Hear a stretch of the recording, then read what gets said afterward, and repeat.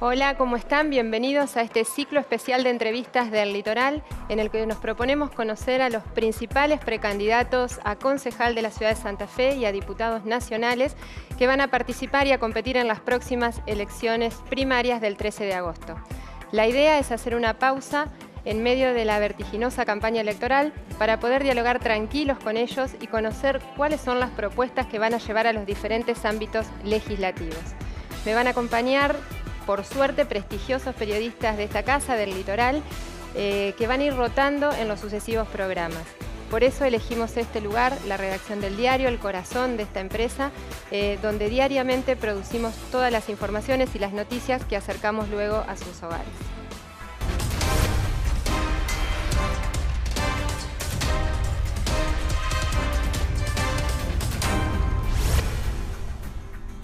Hoy nos visita Alejandra Rodenas, jueza penal hasta hace muy poquito, hasta el mes pasado, que renunció para pasar a la arena política. Así que vamos a saludarla. ¿Cómo estás, Alejandra? ¿Qué tal? ¿Cómo les va? Buenas tardes. Buenas tardes, ¿cómo estás? Muy bien. Bueno, y una decisión difícil, imagino rara en estos tiempos.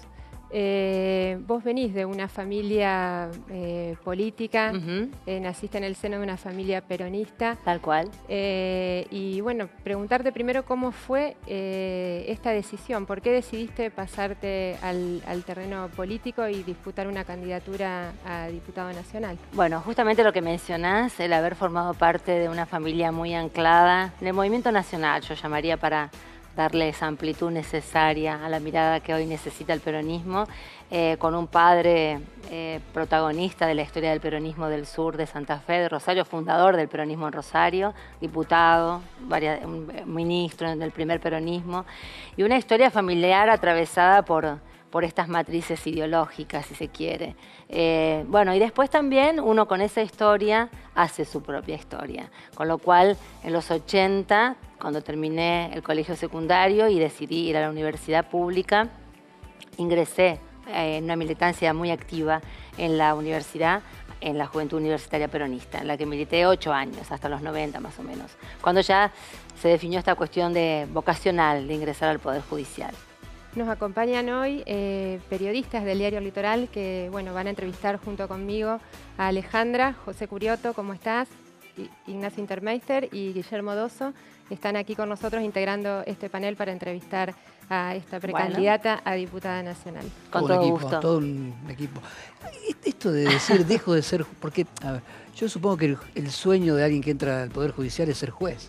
Bueno, sí. Y después ir a decir, ¿saben qué? Renuncio. Es una cosa medio rara. ¿Pasó alguna vez? ¿Había pasado alguna vez? Bueno, hay pocas decisiones tomadas en este sentido. Pero bueno, a veces hay momentos en que, a ver, yo me comprometí mucho con la magistratura. Fui jueza penal desde el 99 hasta hace 15 días. Y creo que bueno, fue un modelo y un lugar de aprendizaje, de forjar y de templar el espíritu también.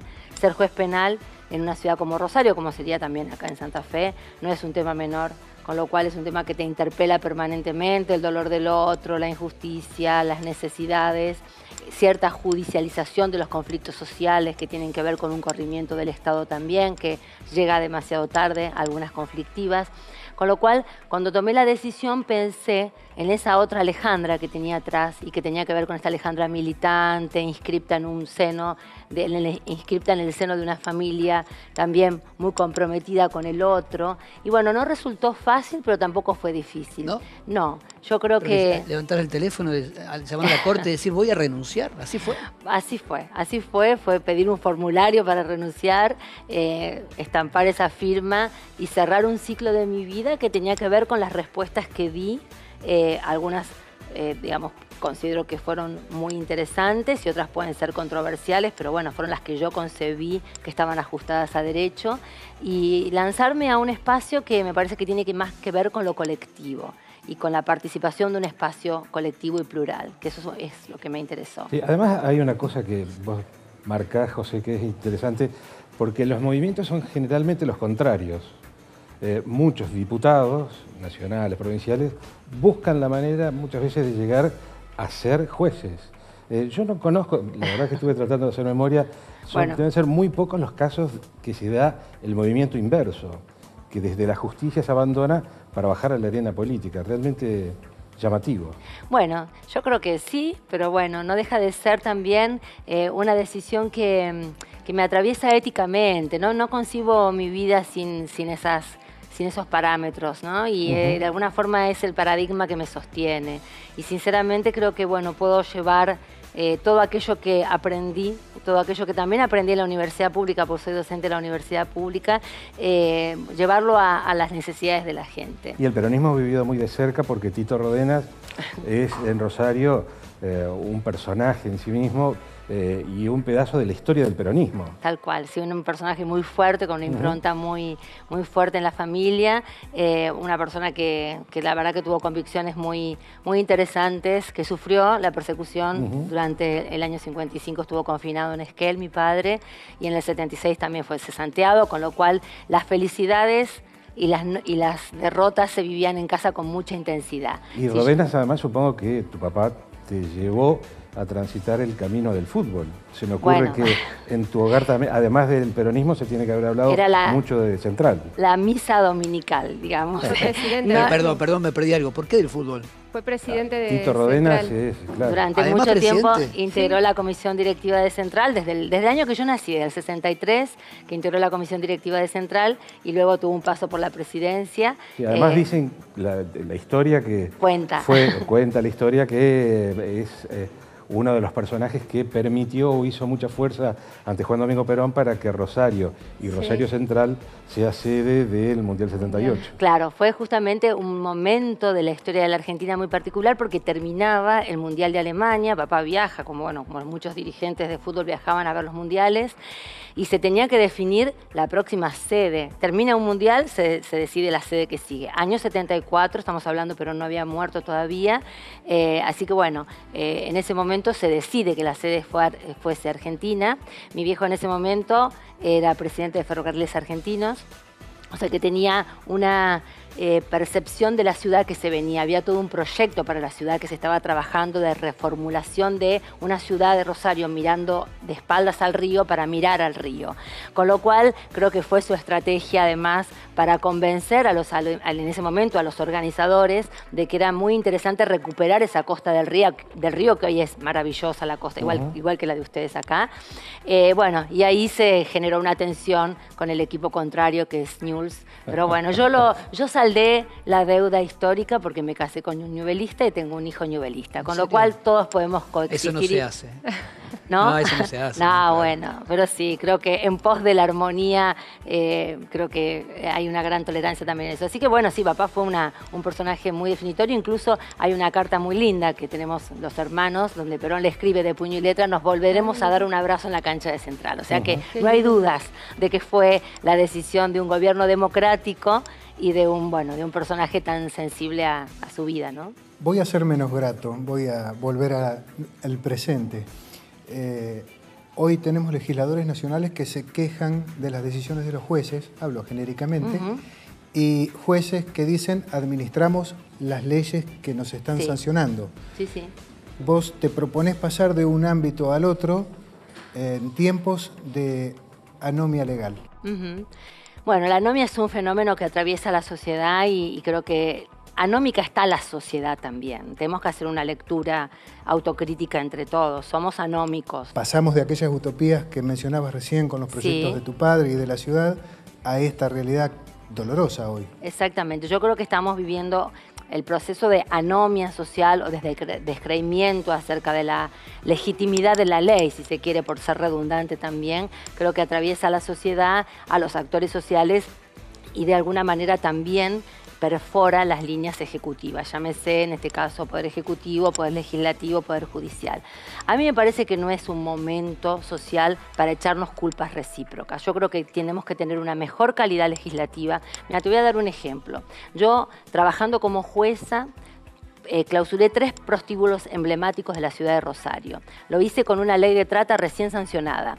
Una ley que no está reglamentada y que tiene muy poca sostén legislativo a la hora de sostener a aquellas personas que son de alguna manera recuperadas de los prostíbulos.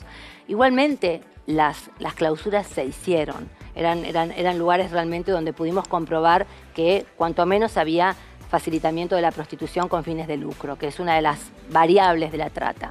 Entonces, echarnos culpas mutuas me parece que no tiene sentido. Lo que hay que hacer es cada uno ponerse, digamos, la responsabilidad al hombro. En mi caso de jueza he sentido muchas veces, por ejemplo, también, cuando no teníamos la figura del femicidio incorporada al Código Penal, que teníamos que sancionar con la figura cruda del homicidio y simple, que no te llevaba a una perpetua y que te podía incluso llevar a una condena condicional, a una modificación legislativa que fue muy beneficiosa a la hora de tener una estrategia legal de sostén. Por eso digo, tenemos que trabajar en forma conjunta. A mí me parece que falta un diálogo entre los poderes del Estado. Sinceramente creo que hay un diálogo que está roto y que hay que recomponer, o cuanto menos es insuficiente. ¿Es mejor el Estado que tiene muchas leyes reguladoras o un Estado que libere más las mejores posibilidades de la condición de la evolución humana?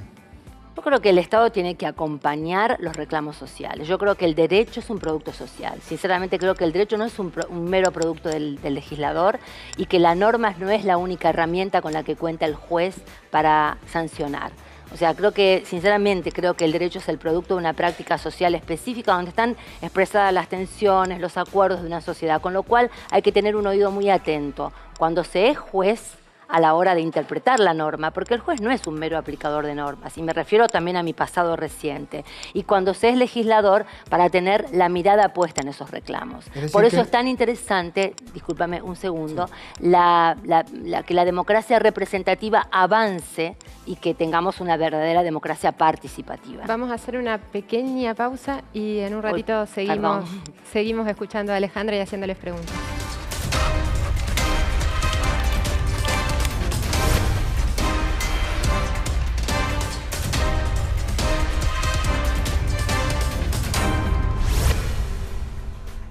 Bueno, y estamos de regreso en este segundo bloque, entrevistando a Alejandra Rodenas. Y vamos a meternos un poquito más en el tema político de cara a las elecciones del próximo 13 de agosto. Competís en una interna. En la vereda de enfrente tenés a Agustín Rossi, uno de los referentes más K de la provincia. Bueno, ¿cómo ves esta interna? ¿Con qué expectativas y qué diferencias principalmente tenés con Agustín? A ver, yo en la universidad milité con Agustín, con lo cual lo conozco mucho. Sé de su tenacidad, de su compromiso y de su compromiso militante. También sé de ciertas estructuras que tienen que ver con cómo concebir el lugar que le toca, en el que le toca estar cuando tiene que estar. Y eso a mí me merece respeto. No obstante eso, también es cierto que este espacio, que es el nuevo espacio santafesino, surge en las antípodas de ese lugar.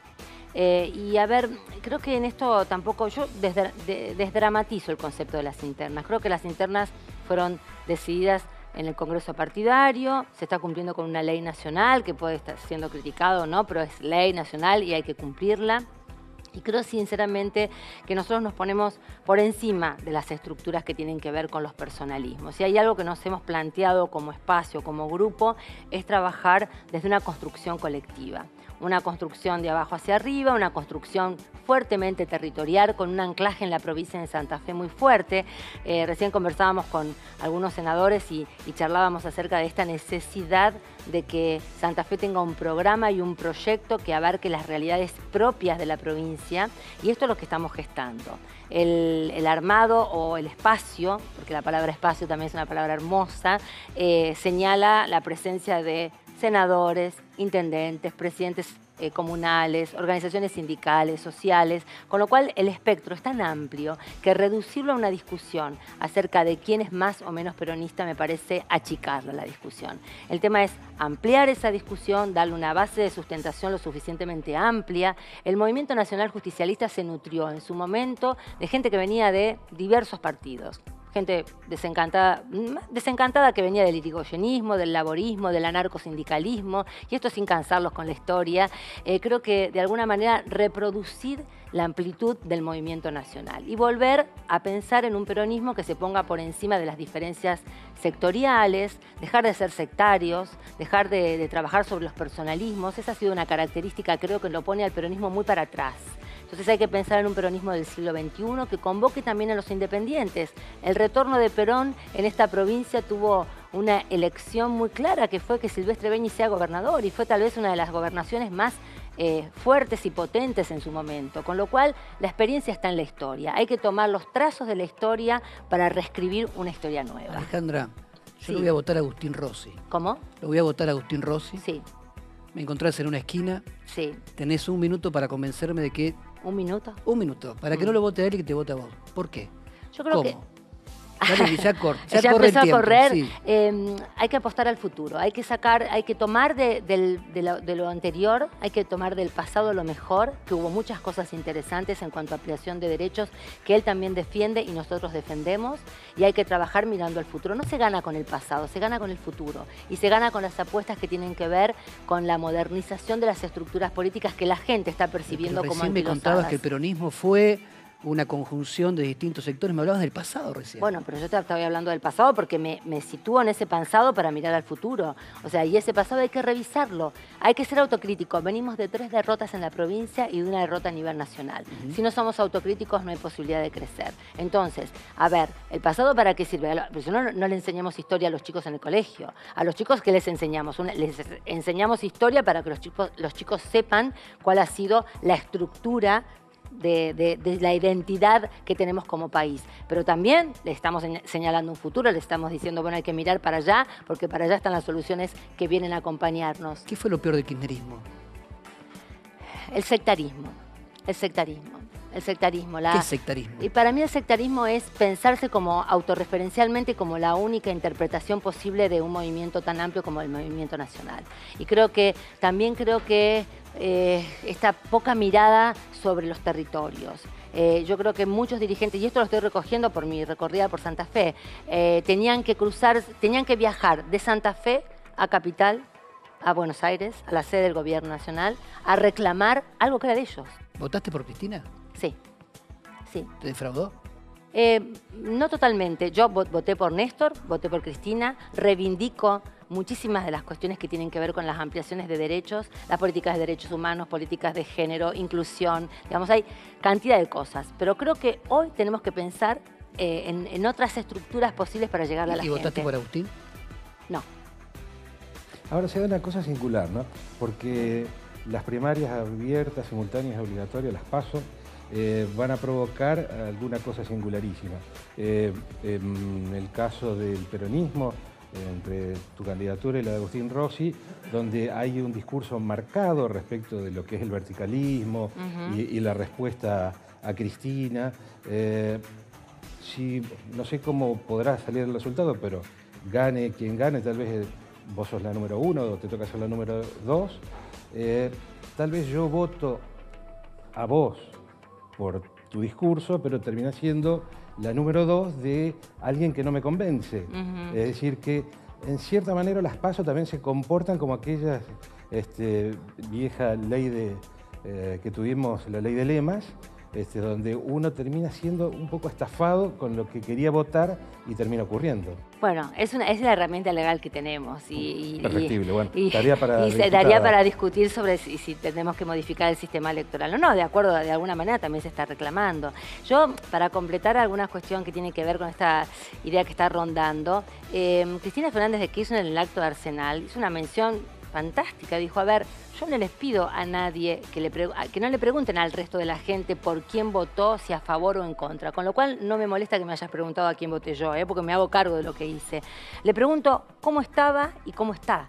Ese es el gran dilema de hoy, es pensarnos cómo estamos hoy frente a un modelo neoliberal que, en mi criterio, a mí no me gusta la palabra enemigo, no me gusta la confrontación sin sentido, me gusta mucho la palabra adversario, porque en lo adversarial, y esto de que vengo yo de una cultura que tiene que ver también con esto, con la litigación, lo adversarial siempre llega a una síntesis. Hay una dialéctica, Hegel lo dijo antes que yo, hay una dialéctica compositiva al final del encuentro de la síntesis. Entonces, si la síntesis es justamente llegar al cómo estamos, me parece que nos estamos haciendo la misma pregunta. El problema es cuando un dirigente se arroga la representatividad de todo un movimiento. Y esto es justamente lo que nos divide, nada más que eso.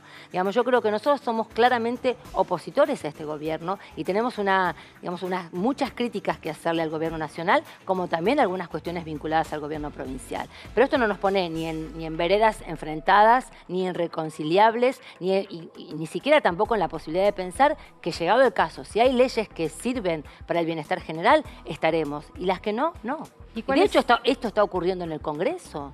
Hay mayorías que se componen acompañando y mayorías que se componen rechazando un proyecto. Mencionabas recién críticas al gobierno nacional actual. ¿Cuáles son esas diferencias marcadas que ves, en las que no estás de acuerdo? Yo creo que justamente el modelo del movimiento nacional siempre ha sido un modelo de reivindicación de la presencia del Estado. Los modelos neoliberales, que creo que también nosotros distorsionamos los movimientos, la idea de lo que es el neoliberalismo. En el mundo se habla de neoliberalismo en términos políticos, pero en lo económico son proteccionistas. O sea que acá hacemos una distorsión de las teorías clásicas también desde el punto de vista de la teoría política.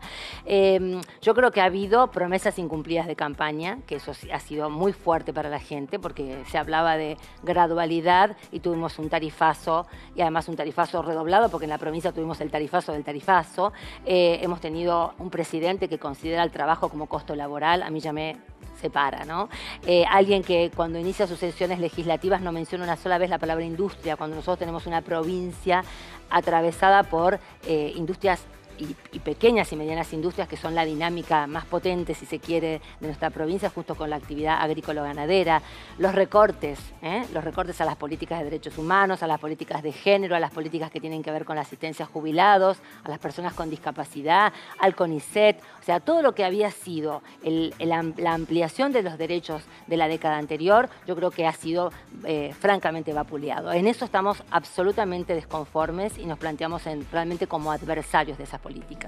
Hugo Yasky está planteando salir a la calle pocos días antes de las elecciones, naturalmente en su distrito. ¿Vos harías campaña en la calle? Hablás mucho del movimiento y menos del partido político. ¿Harías manifestaciones? ¿Obstruirías pasos? ¿O sos partidaria de una campaña más racionalista, más de discusión, de debate de ideas? No, yo creo, a ver, cuando yo hablo de movimiento nacional justicialista, a eso me refiero. Yo creo que las movilizaciones sociales son interesantes, pero tenemos que repensar cómo hacer para que las movilizaciones sociales no perturben al otro. Y en esto creo que los europeos, que estuvieron hace unos años en un movimiento muy interesante en las democracias más consolidadas, incluso de Europa, ellos permiten estas movilizaciones y las permiten civilizadamente. Lo que tendríamos que tratar de ver que esta cuestión, primero no criminalizar la protesta, y esto es una cosa elemental, pero también que las movilizaciones sociales o las organizaciones sociales bajen un poco a su gente esta posibilidad de que se escuche el clamor de la sociedad. Por eso te hablaba de la democracia participativa, que se escuche el clamor de la sociedad, pero se escuche de manera ordenada. El caso del 2x1 fue un ejemplo clarísimo. La gente se movilizó, salió a la calle, no hubo una sola vidriera rota, que es el ejemplo de las madres y las abuelas. ¿Alguna vez ustedes vieron a alguna madre o alguna abuela tomar alguna represalia teniendo enfrente a los genocidas que habían sido los que comprobadamente habían torturado, matado, desaparecido? Nunca. Ellas son nuestro ejemplo. Las movilizaciones precipitaron que el Poder Legislativo sancionara la norma que todavía no estaba vigente para que sucediera lo que ese clima social estaba demandando. Exactamente, tal cual. Por eso creo que es tan importante en ese momento, fue tan importante la salida y la reacción de la sociedad. Ahora, con todo respeto, como dice la Constitución, el pueblo no delibera ni gobierna, sino a través de sus representantes, y no tenemos una democracia participativa, tenemos un ordenamiento legal que nos delimita en la representatividad, que ciertamente está en crisis. Bueno, tenemos plebiscitos, tenemos algunas instituciones de la democracia semidirecta, tenemos, pero no la usamos. Claro. Y eso es lo que tenemos que hacer, empezar a utilizar esas herramientas, plebiscitar las estrategias de gobierno, no tenerle miedo a la opinión de la gente. Pero eso es distinto de obstruir la calle, porque muchas veces, si todos salimos al mismo tiempo a obstruir la calle, eso va a terminar mal. Pero seguramente eso genera caos y muchas veces genera reacciones adversas de gente que está sufriendo lo mismo que aquel que protesta, digamos, ¿no? En cierta medida. Pero bueno, tenemos que revisar esos conceptos fundantes de la democracia participativa. Y si la estrategia política de los gobiernos de turno es no apelar a esos modelos plebiscitarios, a veces también tratar de trabajar que estas movilizaciones no sean como vos decís, ¿no? Que no obstruyan al otro, la vida del otro y que no se la perturben más de la que la tiene perturbada, si se quiere. Bueno, vamos a hacer una pequeña pausa, seguimos en un ratito.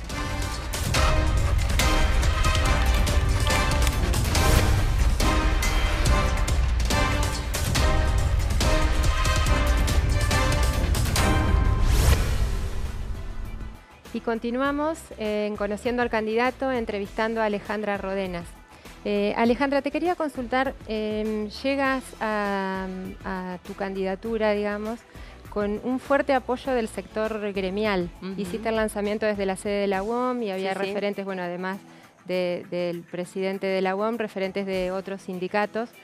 ¿Cómo vas a acercar estas propuestas, digamos, de estos sectores gremiales en proyectos concretos para el Congreso? Bueno, habrá que ver justamente las cuestiones que vayan apareciendo como agenda del Congreso, pero básicamente hay algo que nos interesa muchísimo, que es la promoción de todo lo que tenga que ver con la industria de Santa Fe, ¿no? Así que eso lo vamos a tener que trabajar, todo lo que tenga que ver con la producción de áreas sensibles de la provincia que se pueda llevar al Congreso de la Nación en forma genérica, porque obviamente nosotros también tenemos nuestro Congreso provincial que se ocupa de estos temas, pero el tema de la industria va a estar muy presente. ¿Y si cómo se quiere. ves hoy esa situación de la Yo industria lo en la que provincia? estoy viendo es, en el recorrido, a ver, estuve en varios parques industriales, están fuertemente conmovidos por los tarifazos, están pensando en la reducción de horarios, algunos ya han tomado esa decisión, tenemos 1.700 despidos en toda la provincia, una cuenca lechera en crisis, el tema de Sancor, creo que estos son todos datos menores,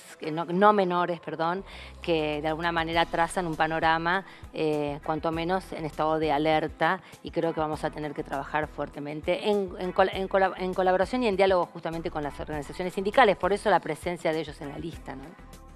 Cuando uno habla en estos momentos de peronismo, tiene a Cristina y a los kirchneristas duros de un lado, a Massa del otro, estoy hablando en términos nacionales. Como para clarificarle a aquel votante que decida participar de las PASO dentro del Partido Justicialista, ¿dónde te ubico? ¿Te ubico en el medio? ¿Te ubico cerca de Massa? ¿Te ubico con Cristina? ¿Dónde te ubicas? Hay una ancha avenida del medio, bueno, ¿no? hay que pararse. Bueno, esa ancha avenida del medio creo que es la que vamos a recuperar. Y ¿La del medio entre quiénes?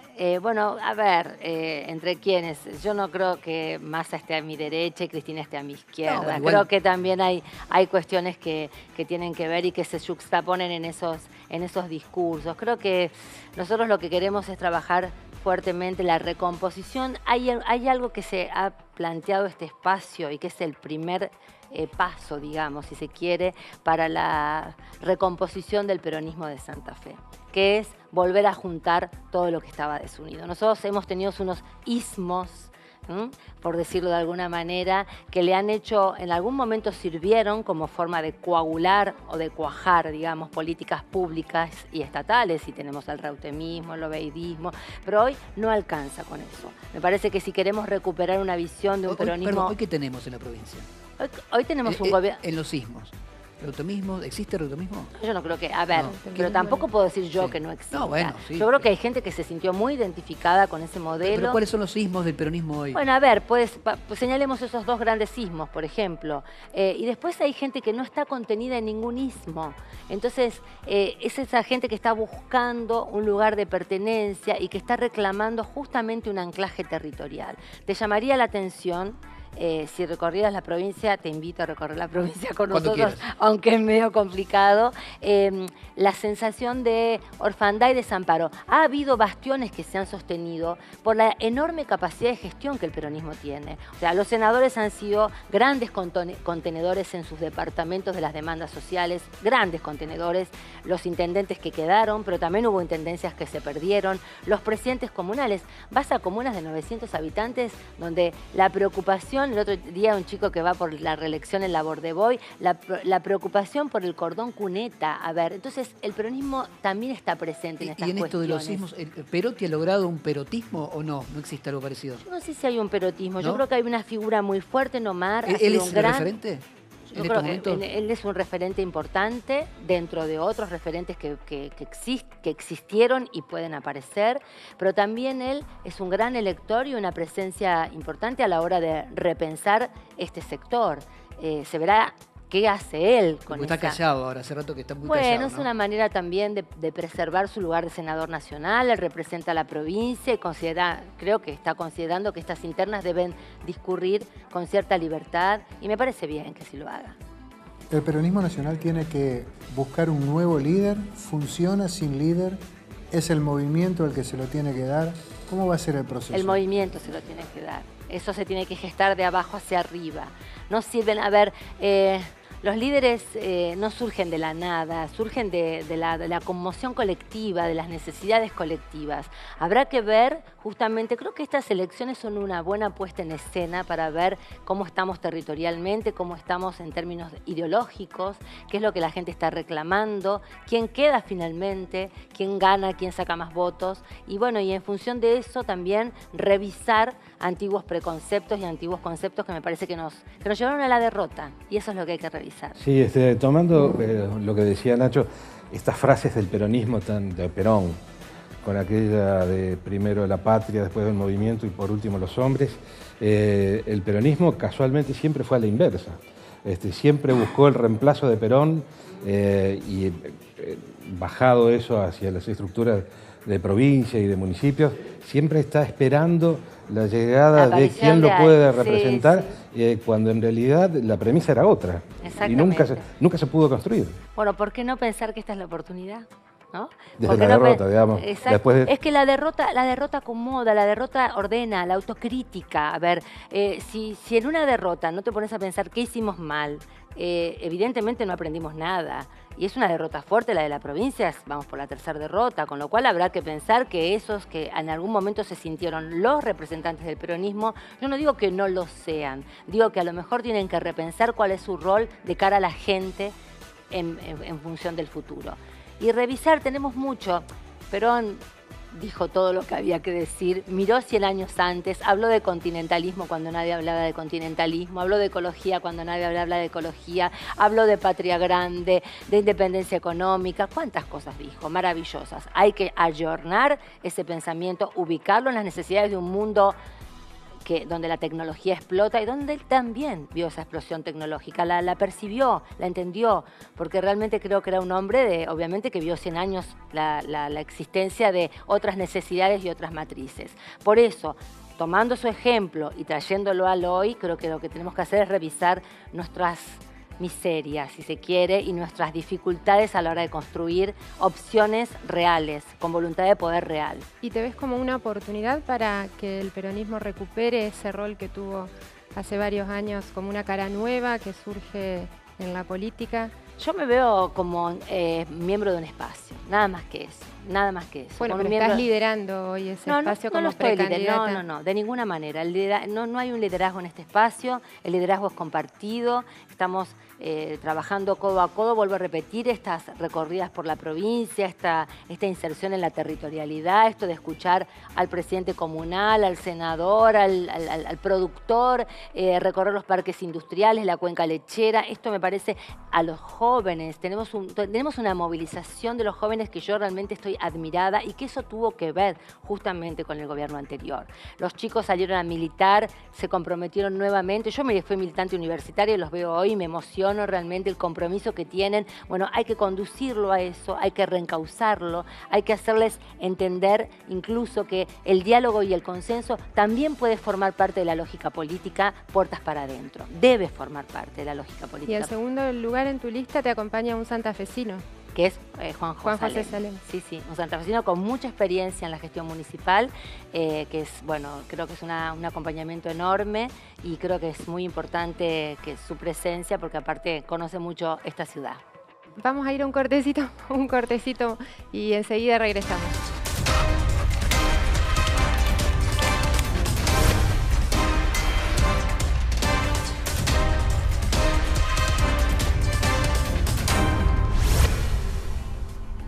Y acá seguimos con Alejandra Rodenas, conociendo al candidato, haciéndole muchas preguntas. Y bueno, tuve que interrumpir en el bloque anterior a Ignacio con su pregunta, así que Nacho, todo tuyo. Estás más severa que Mirta Legrand. Perdón, pero me hacían señas de todos lados.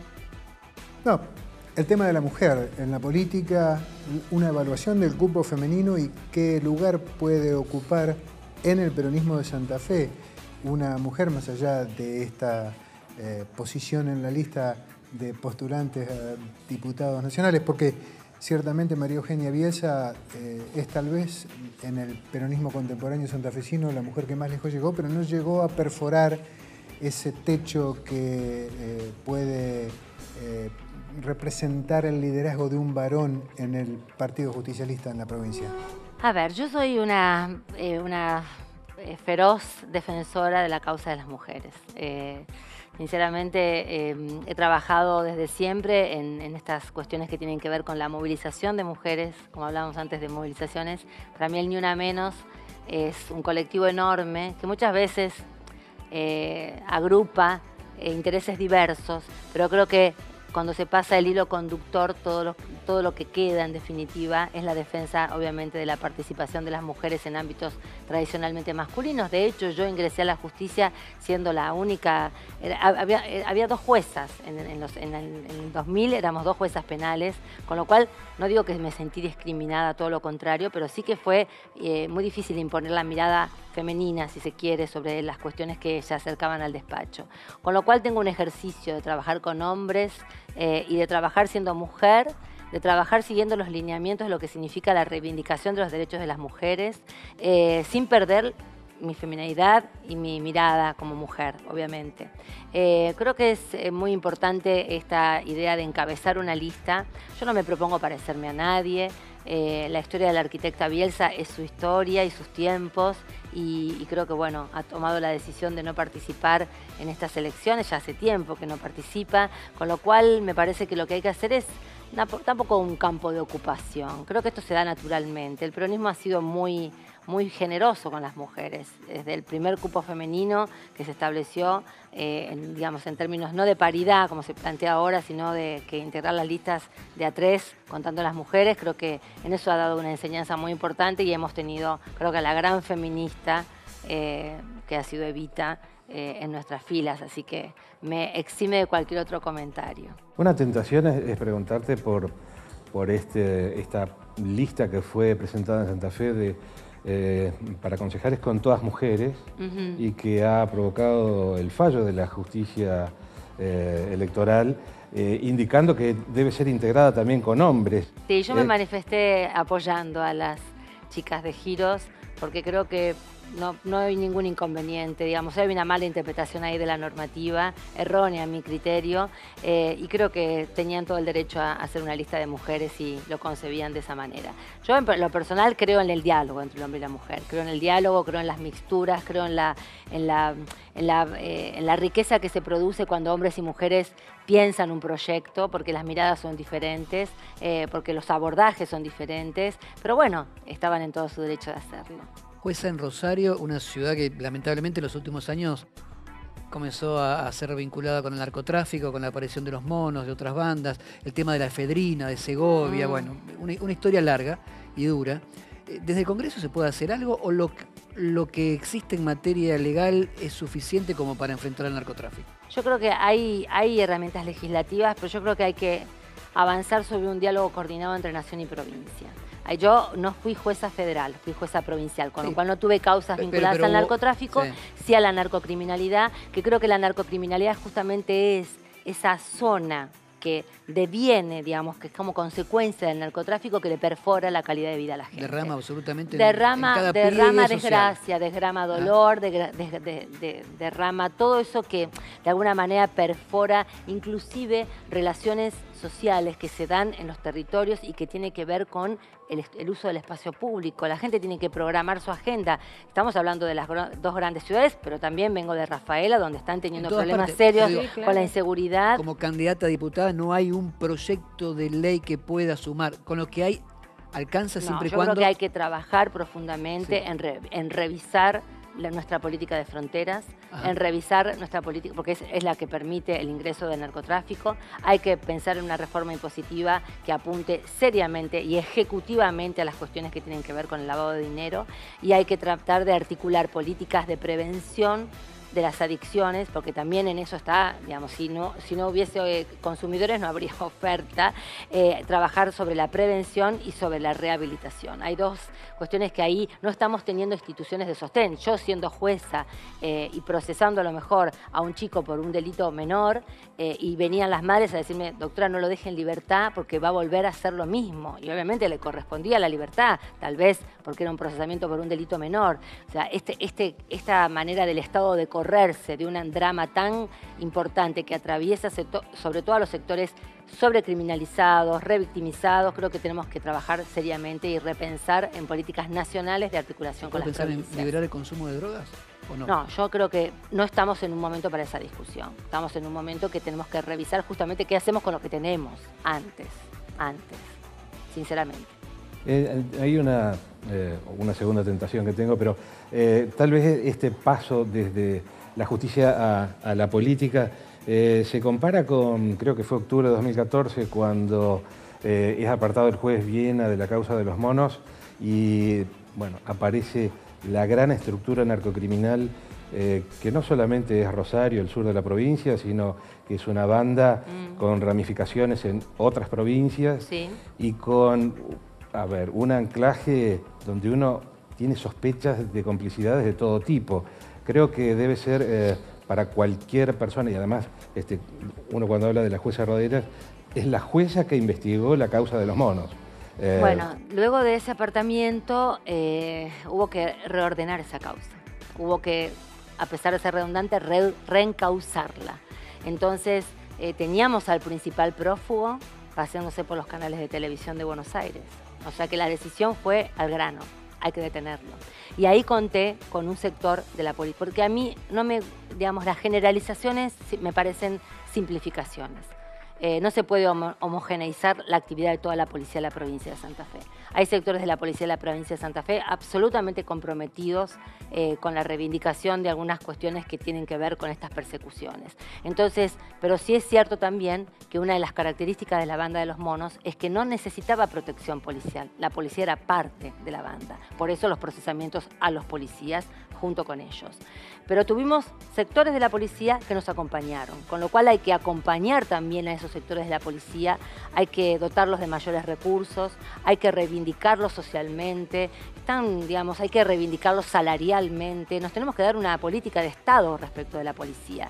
Y bueno, con esos sectores de la policía que estaban comprometidos con la justicia y con la investigación fue que pudimos ordenar las detenciones que se produjeron. El último día, cuando estaba presentando esta renuncia que no existía, se detuvo al último prófugo y tomamos la última indagatoria, 24 horas antes. Ahora, ¿y su apartamiento no significa tal vez un freno a la investigación y a la marcha de la causa? No, yo confío plenamente en los compañeros que van a llevar adelante, los compañeros jueces que van a llevar adelante el juicio oral. Tenemos fuertes expectativas en que va a haber condenas efectivas, porque además a la causa madre de la asociación ilícita se le acumularon otras causas más, en donde yo también los procesé por otro tipo de delitos, homicidios casi todos, donde participaron activamente y que fue la gran diáspora que se genera a partir de la muerte de uno de ellos, ¿no? Así que bueno, estoy confiada en que vamos a llevar a buen puerto en ese sentido. Hablaste de jueces que van adelante, de sectores policiales que también hacen su trabajo, ¿y el poder político qué? No, yo creo que hubo en el poder político un acompañamiento en cuanto a esta investigación. Obviamente yo creo, y siempre hago el mismo análisis, creo que el fenómeno narcocriminal tomó de sorpresa a la clase política y llegó tarde a la hora de proponer soluciones concretas. Por ejemplo, la reforma policial. Y esto vamos a tener que revisarlo, ¿no? Y esto va a ser motivo tal vez de diálogo con la gente cuando se produzcan las próximas elecciones para gobernador. Modificar ese paradigma del Estado siempre llegando atrás, sobre todo en cuestiones que tienen que ver con la seguridad. En alguna otra entrevista señalaste que la narcocriminalidad tomó por sorpresa al gobierno de Wiener, a los socialistas en general, pero no escuché, tal vez no porque no hayas hecho referencia, ¿qué opinión tenés respecto de la actuación del gobierno nacional de los últimos años? Porque estamos hablando, como vos bien referenciabas, de un delito de carácter federal. Claro, justamente. la narcocriminalidad es objeto de investigación por parte de la justicia provincial. El narcotráfico es objeto de investigación por parte de la justicia federal. Y ahí creo que falló también el diálogo entre nación y provincia. Y creo que ahí tampoco nos dimos una política unívoca, si se quiere, ejemplificadora a nivel nacional para combatir seriamente al narcotráfico. Ahí también hay una omisión. La falta de diálogo político pudo incentivar esta actuación del narcotráfico. Pudo no solamente incentivar, sino que les dio facilitar. libertad, los relajó, digamos. Cuando no hay control, y aparte el diálogo entre las bandas, el diálogo entre ellos, la utilización de distintos sectores del espacio público, unos alojados en una zona, otros en otra. Mis serias sospechas de que sigan trabajando dentro del ámbito penitenciario también. De esto, de alguna manera, el último operativo, el último desembarco fuerte que hubo, que esto hay que reivindicarlo, fue el de Bernie en el año 2015, cuando llega a Santa Fe con toda su operatividad y desbarata la banda de los patrones, que es la que produjo la última detención de una miembro del clan Canteros hace 10, 15 días en la provincia de Santa Fe. Con lo cual hubo gestos del gobierno nacional, pero faltan políticas de Estado a nivel nacional. Y yo cuando hablo de políticas de frontera hablo de eso justamente. ¿Por qué ahora aparecen tantos decomisos de droga de miles de kilos y durante el gobierno kirchnerista no pasaba lo mismo? Yo creo que hubo operativos. Pero no pasaba lo mismo. Estamos hablando de miles y miles de kilos semanalmente. Bienvenidos sean. Si realmente esto es algo para reivindicar, lo vamos a reivindicar. Esperemos que sea no solamente un acting, que no sea un acting. La droga está, ¿no? La droga está, existe. Pero también hubo procedimientos anteriores. Lo que pasa que, bueno, obviamente el volumen que fue tomando el problema del narcotráfico fue mayor y tal vez, bueno, las investigaciones son largas. Si ustedes se ponen a pensar, hay decomisos a lo mejor de ahora que vienen siendo investigaciones de hace 5 o 6 años atrás, con lo cual hay que tener muy en claro también eso. ¿Votarías por el desafuero de debido? Vamos a ver, interrumpir un poquito, dejamos la respuesta en suspenso y en el próximo bloque continuamos.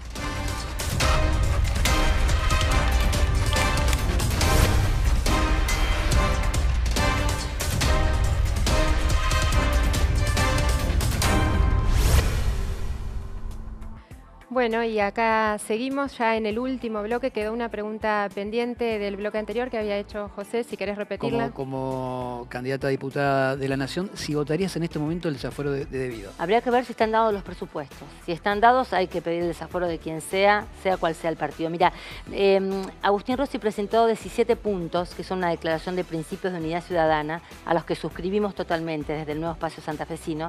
Y hoy hicimos una presentación desde la sede de UPCN, en la cual le agregamos 4. Uno de esos es el endurecimiento de las penas de aquellos funcionarios públicos que cometen delitos contra la administración pública. Con lo cual, ¿y el endurecimiento por qué? Porque la previsión del artículo 256 del Código Penal establece una pena muy frágil para las persecuciones a aquellos que cometen delitos contra la administración pública, que va de 1 a 6 años. Con lo cual se puede jugar con la probation, porque obviamente cuando la pena mínima es más baja que 3 años, posibilita la obtención de la probation. Así que con eso te estoy contestando.